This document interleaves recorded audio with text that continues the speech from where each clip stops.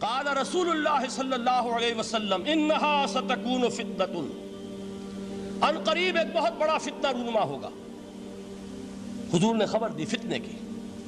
حضرت علی فرماتے اس پر میں نے عرض کیا، قلت، میں نے عرض کیا مل مخرج منہا یا رسول اللہ، اے اللہ کے رسول اس سے نکلنے کا راستہ کون سا ہوگا؟ دیکھیے یہ لکھا ہوا ایگزٹ، نکلنے کا راستہ، اور عام طور پر آپ نے دیکھا ہوگا بڑے ہالز میں یہ سرخ روشنی ہوتی ہے، اس میں اس کا اہتمام کیا جاتا ہے کہ اگر خدا نہ خواستہ کوئی حادثہ ہو جائے لوگوں کو معلوم ہو نکلنے کا راستہ کون سا، یہ مخرج ہے۔ حضور نے خبر دی کہ فتنہ ہوگا۔ تو دیکھیے میں ایک بات عرض کیا کرتا ہوں، ذرا توجہ کیجئے، ہمارا حال کیا ہے؟ ہم بڑے ریشنلسٹ قسم کے لوگ ہیں، یہ زمانہ ریشنلزم کا ہے۔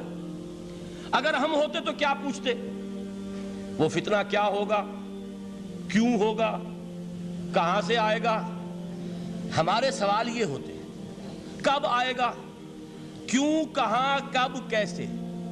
ان سب کی حیثیت علمی سوالات کی ہے۔ بھائی کب آئے گا ایک علم ہے، کیسے آئے گا علم ہے، کہاں سے آئے گا علم ہے، لیکن اصل جو عملی اعتبار سے اہمیت والی شے ہے، بچاؤ کا راستہ کون سا ہوگا محمد الرسول اللہ، یہ بتائیے ہم۔ مل مخرج منہا یا رسول اللہ، حضرت علی نے یہ نہیں پوچھا فتنہ کیا ہوگا، کہاں سے آئے گا حضور، کیوں آ جائے گا، کب آ جائے گا، نہیں، مل مخرج منہا یا رسول اللہ، اے اللہ کے رسول یہ بتائیے کہ جب وہ فتنہ رونما ہوگا تو نکلنے کا راستہ کون سا ہوگا؟ اس کا جواب ہے، ارشاد فرمایا محمد رسول اللہ نے، کتاب اللہ، اللہ کی کتاب ہے وہ مخرج، یہ کتاب ہے کہ جس کو تھامو گے تو فتنوں سے محفوظ رہو گے۔ اس کے بعد آپ فرماتے ہیں فیہ نبأ ما قبلکم وخبر ما بعدکم وحکم ما بینکم، اس میں تم سے پہلوں کی بھی خبریں موجود ہیں، عاد اور سمود اور قوم نوح اور قوم ہود اور قوم لوط اور قوم صالح اور آل فرعون، یہ کون ہے؟ من قبلکم، تم سے پہلے، وفیہ خبر ما بعدکم، جو کچھ تمہارے بعد ہونے والا ہے اس کی خبریں بھی موجود ہیں، لیکن وہ کیسے ہوں گی؟ وہ بٹوین دی لائنز ہوں گی، وہ بین السطور ہوں گی۔ ان کے لیے انسان کو، آپ کو معلوم ہے کہ عبارت میں سطور ہوتی ہیں اور ایک درمیان میں ہوتا ہے، ان کے کچھ لکھا ہوا نہیں ہوتا۔ You have to read between the lines۔ قرآن میں بعد میں آنے والے حالات بھی درج ہیں، لیکن اس طرح نہیں جیسے کہ پچھلے حالات درج ہیں۔ اس کے لیے ذرا ان ڈیپتھ پونڈرنگ اوور، غور و فکر اور تدبر کی ضرورت ہوگی۔ وَحُکْمُ مَا بَيْنَكُمْ، اور جتنے اختلافات تمہارے اندر پیدا ہوں گے تا قیام قیامت، ان سب کا فیصلہ بھی اس کتاب میں موجود ہے۔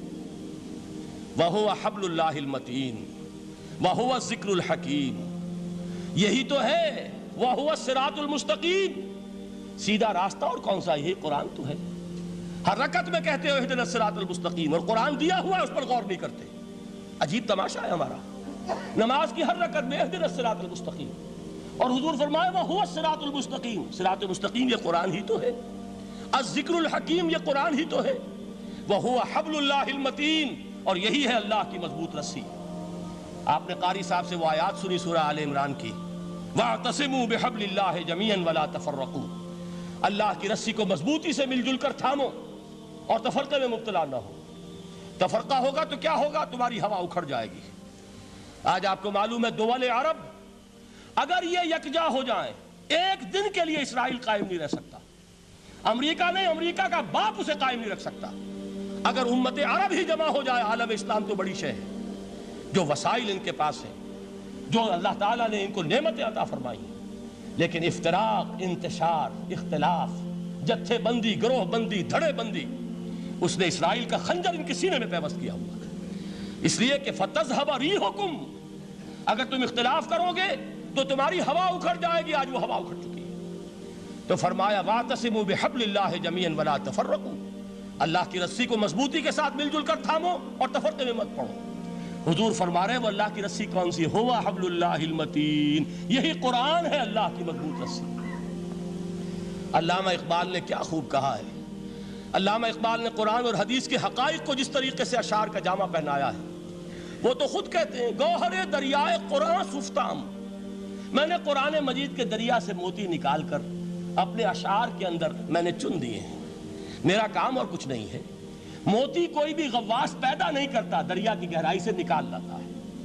یہ میری حکمت نہیں ہے جو میرے اشعار میں ہے، یہ میں نے قرآن مجید کے دریا میں غوطہ زنی کر کے اس سے یہ موتی نکالے، گوہر دریائے قرآن سفتام۔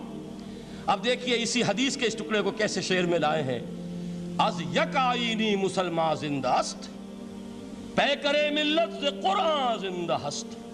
مسلمان کی زندگی تو ایک آئین کے بدولت ہے، یہ آئین قرآن، جو کہا تھا کبھی قائد اعظم مرحوم نے جب پوچھا گیا تھا کہ آپ کے پاکستان کا دستور کیا ہوگا، کیا فرمایا تھا یاد کیجئے کہ ہمیں کسی نئے دستور کی ضرورت نہیں، ہمارا دستور 1400 برس پہلے طے ہو چکا ہے۔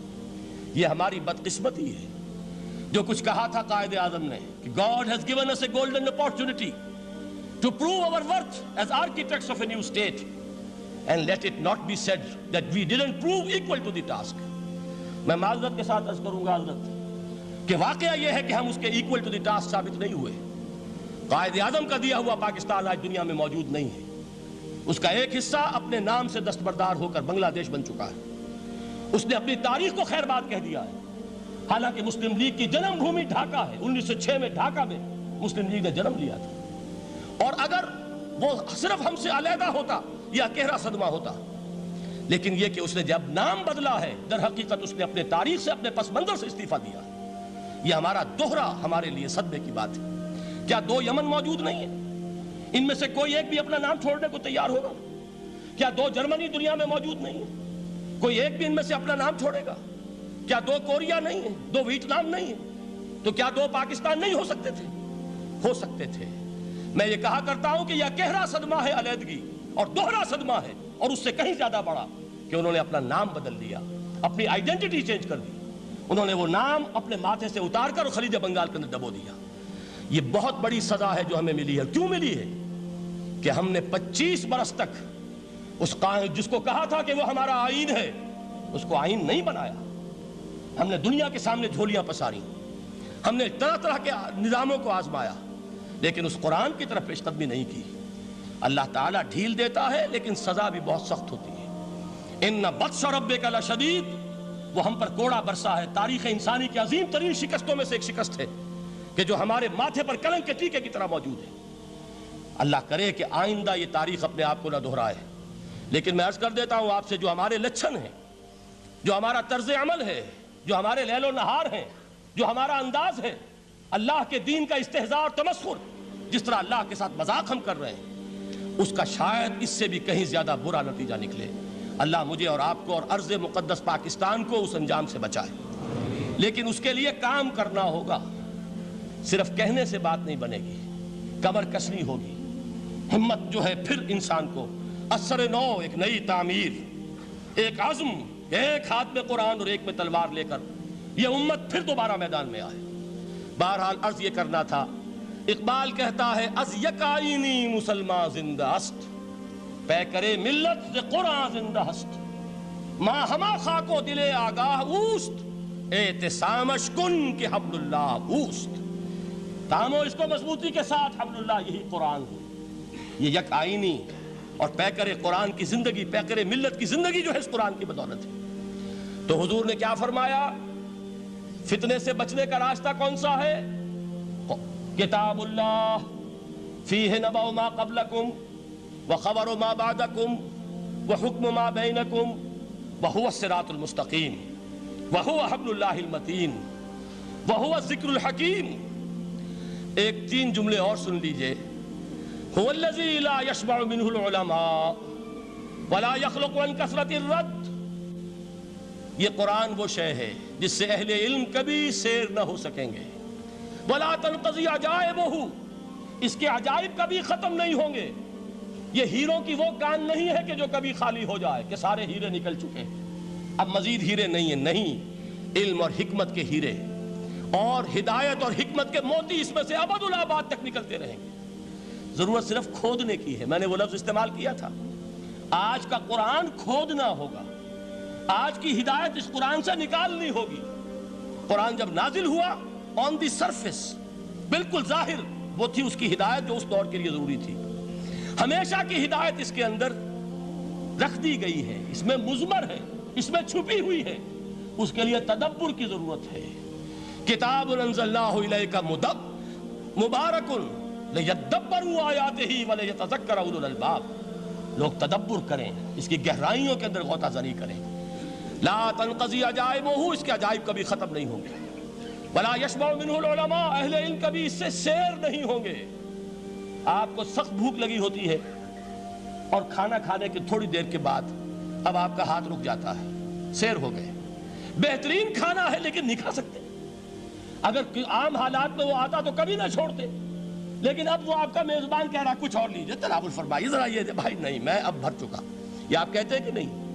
حضور فرمائے یہ قرآن وہ شے نہیں ہے جس سے اہل علم کبھی سیر ہو سکے، ان کی پیاس بڑھتی چلی جائے گی، ان کے اندر quest of knowledge, search for wisdom بڑھتی چلی جائے گی۔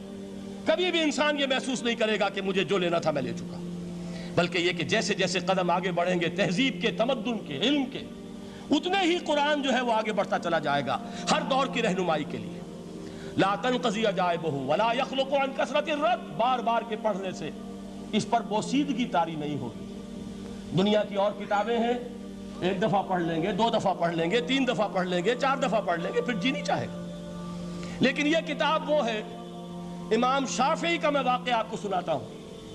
وہ یہ کہتے ہیں کہ ایک مرتبہ میرے ذہن میں یہ سوال آ گیا کہ اجماع کے لیے بھی قرآن مجید میں کوئی سند ہے، دلیل ہے؟ سب مانتے ہیں کہ اجماع جو ہے سورس ہے قرآن کے اسلامی قانون کی، جس پر کہ امت کا اجماع ہو جائے۔ تو کہتے ہیں میں نے 300 مرتبہ قرآن پڑھا اول سے آخر تک، صرف اس دلیل کی تلاش میں۔ 300 مرتبہ مجھے نہیں ملی، 301ویں مرتبہ جب پڑھ رہا تھا مجھے روشنی مل گئی۔ وہ یبتغی غیر سبیل المومنین کے جو الفاظ آئے ہیں، نولہ ما تولی ونصلہ جہنم، جو کوئی شخص مسلمانوں کے راستے کو چھوڑ کر کوئی اور راستہ اختیار کرے گا ہم اسے اسی کے حوالے کر دیں گے اور جہنم میں پہنچا دیں گے۔ معلوم ہوا مسلمانوں کا جس پر اجماع ہو جائے اس کو بھی ایک سند حاصل ہے۔ یہ مسلمانوں کا مجمع علیہ ایک راستہ ہے، اس کو بھی ایک سند اور دلیل کی حیثیت حاصل ہے۔